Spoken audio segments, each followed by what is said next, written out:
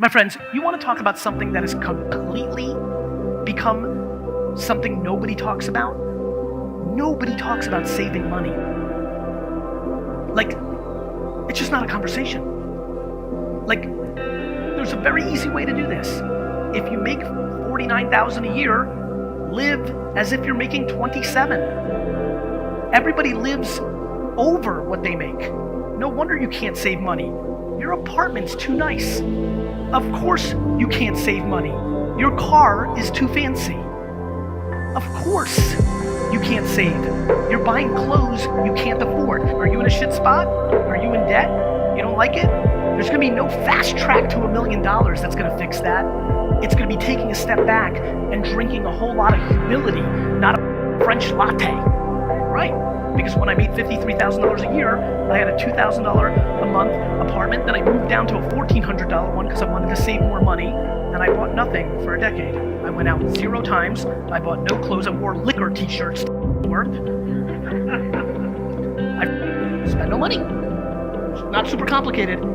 Most people spend money on dumb things, which then forces them to do things they don't want.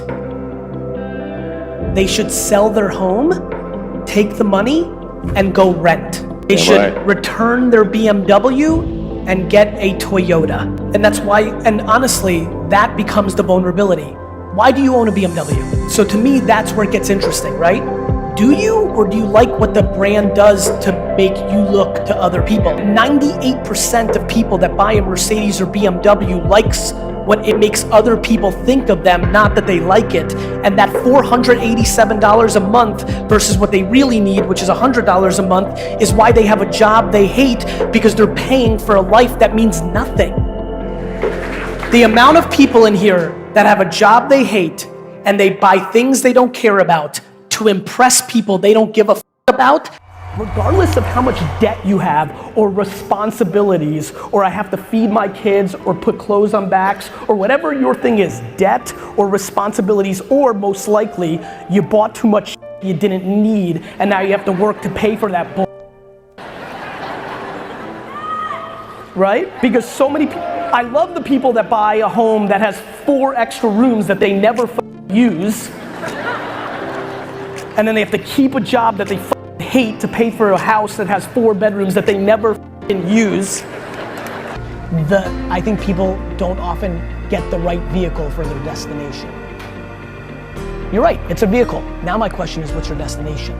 And if you told me it was down the street, I'd tell you to walk, not drive a Lamborghini. So I don't think it's an evil or it's wrong. I think people are confused to why they try to amass it and for what. Like, how much do you want to make? It's arbitrary. What's it based on? Like, we have to unwind what's been pushed in our heads. You know, 20, 50, 72, 4, 9, 6, what?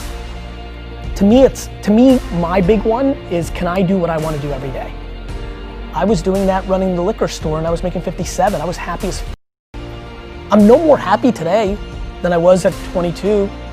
I was pumped. I was on a mission to build a family business so big so that everybody on earth would always say I did the right thing by my parents in the way they did to me.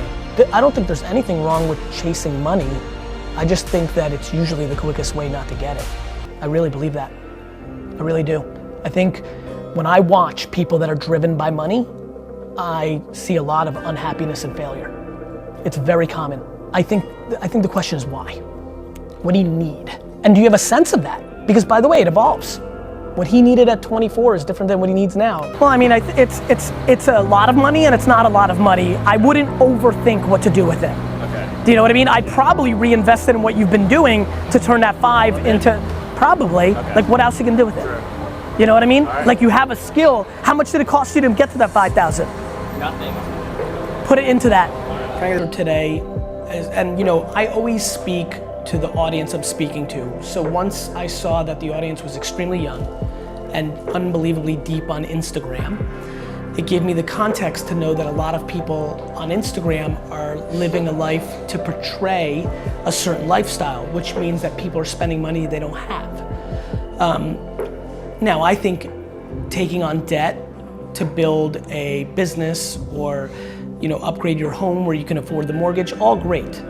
but I think a lot of people are spending money on dumb shit, you know, and are buying cars and clothes and vacations that they can't afford to impress other people, and that was the point I was trying to make.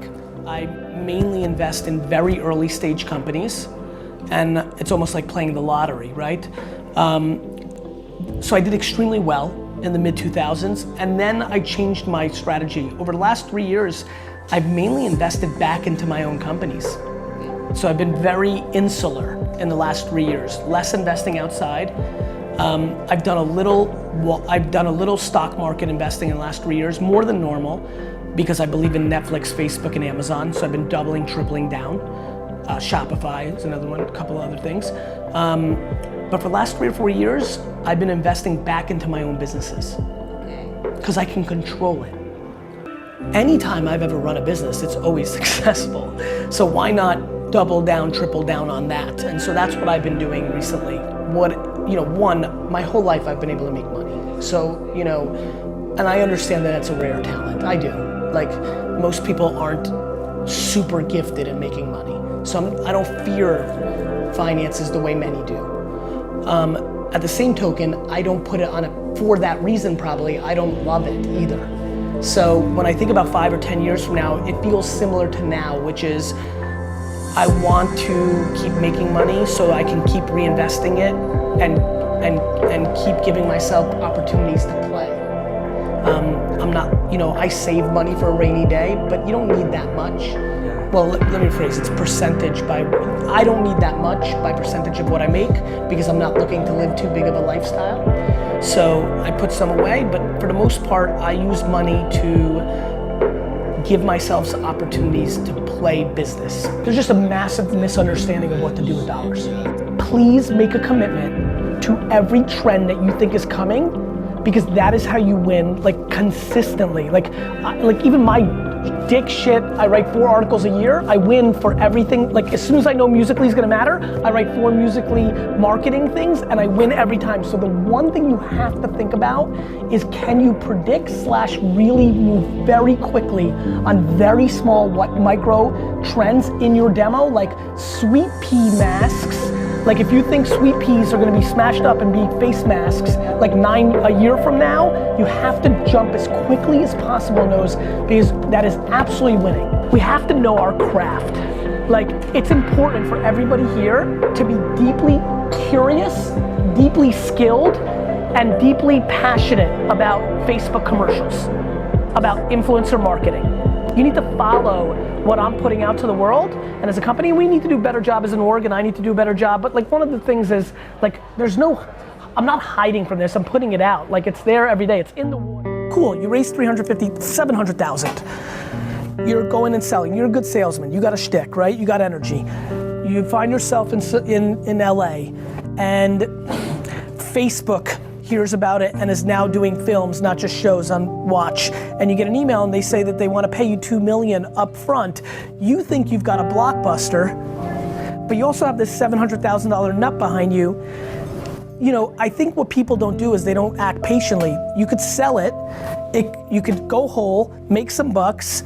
If it slams, maybe you left a lot of money on the back end, but you just gain so much leverage that you can go and get studios reaching out to you left and right. But what people don't talk about is the fact that now you have a hit on your hands and people are reaching out to you to do the next one. Now maybe you're a one-hit wonder, maybe you're not, but those are the things I think you need to reconcile.